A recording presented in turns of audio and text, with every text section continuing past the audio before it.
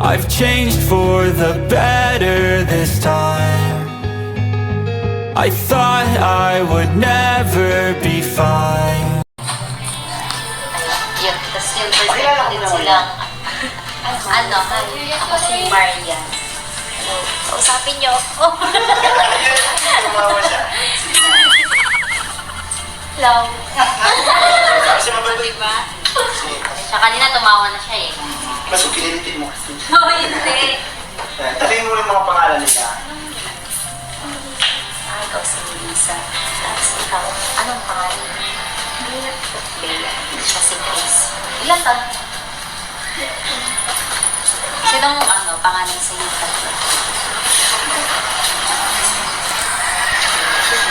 Okay naman yung pag-aaral niya. Kaya mo na kayo dito ba kahit nasa bahay, di ba? Ang galing. Nakakabago niya, di ba? Kaya ka nag-aaral lang mag-usap. Saka mali yung sabi niyo, siya yung pinakapangalan sa kanilang tatlo. Si mama talaga. Joke lang ma. Sige, tanong mo na yung gusto mong tanong. Kumusta sila? Kamusta ka nagtayo dito? Hindi ba kayo lalabas? Ako po kayo dito.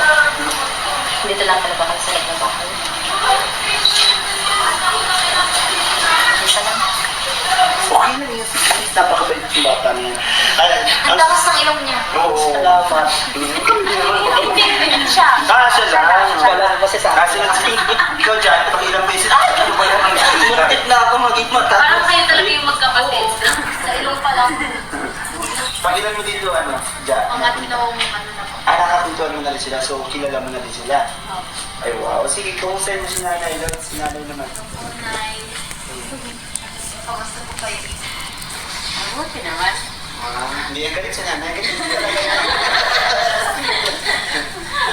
Makikita mo talaga kay nanay na consistent siya. Ano, spelling. Basta siya na yun. Kung ano yun, pantay-pantay basta. Ayun, Nay, magandang hapon po ulit. Kasama namin ng team ni Kuya Juan. Yes. Dati po ba, kasama din ako ni Kalinga para gusto dito ako kay Kuya Juan ngayon. Para, namiss ko rin ngayon eh. Sobrang namiss ko kayo. Kakulitan sila, si Bea at si Melissa. Ayan ba, mas nalis. Ang lapot na ng tela. Si Angie, pangilan mo dito? Dalawa. Kasama ka ni Kuya Juan. Una kay Kuya Rod, tapos pangalawa kay Kuya Rod. Ngayon. So anong siyempre bilang pangalawang nakita mo ano yung nakikita mong pagbabago sa kanila? Grabe yung pagbabago. Simula na nababayan sila. Naging malinis sila sa katawan, sa pananamit.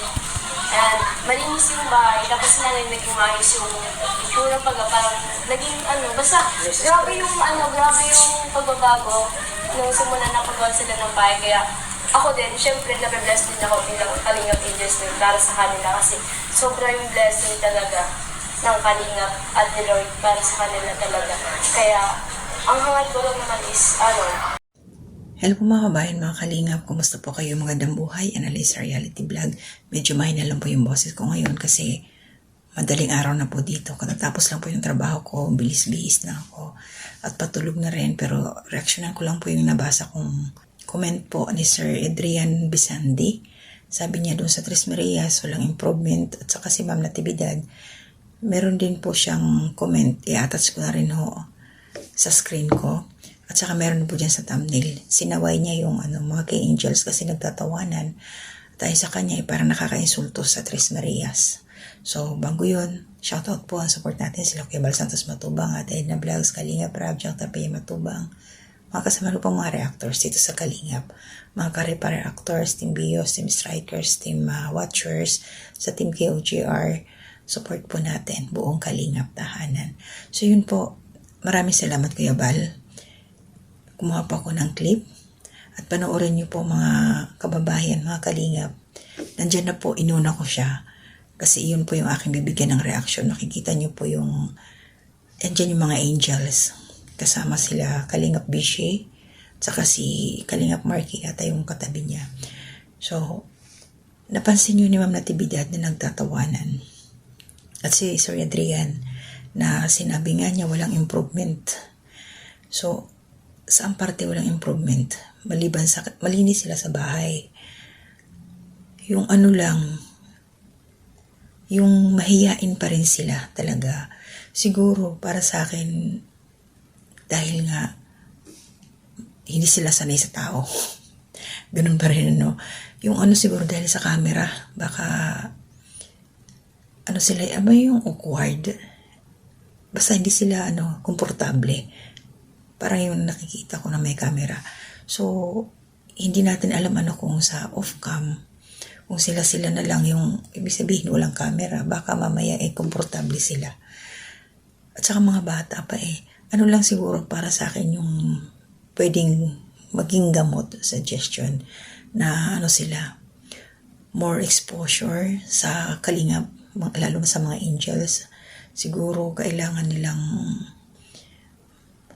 may sama-sama, kaya lang pa rin, nandun pa rin, mayroon pa rin gap. Nakikita ko dito sa mga batang to. Kailangan siguro iseminar pa ba? Or ano ba to? May tawag doon counseling. Yung counseling na hindi dahil may problema sa pag-iisip. Counseling na para sila maturuan kung paano makisalamuha sa ibang tao. Kasi matagal nga silang, nandun lang sa bukid. So sila lang. At the same time, tama yung sabi ni Ma'am Natividad. Ito rin yung napansin ko.